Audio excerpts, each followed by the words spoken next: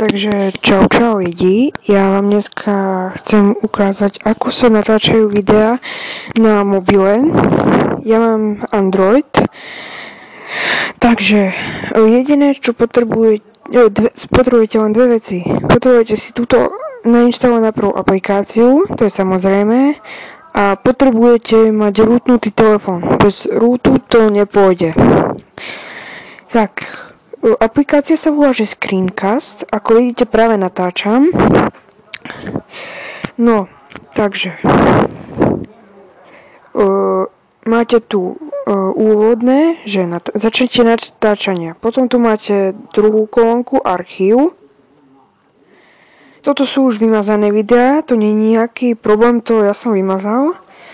Potom tu máte, no toto síce ja nepoužívam, ale nevadí. A potom tu máte nastavenie. Tu si už môžete nastavovať, tu máte napríklad, keby ste natáčali hru, tak vám to bude ukazovať túto ruku, ale to si môžete zmeniť. Potom meno videa, rýchlosť videa a ostatné.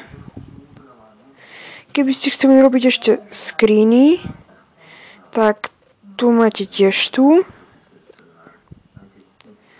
A tu máte tiež, môžete si nastaviť ich mená a také. No. Samozrejme, link dám do popisu videa. Inštalácia je ľahká, takže nainštalujete si tento súbor S32AC aplikáciu. Len mne to nejde takto, takže ja to musím dať cez download, proste už len to zapnem. Jakmile sa vám to nainštaluje, budete musieť ísť ak máte rootnutý telefón, tak ja tu mám takú aplikáciu, že Super SU, tak musíte mu povoliť prístup a lebo ak mu nepovolíte, nezačne vám to ani natáčať. Už ukázal som vám, jak funguje ten Screencast.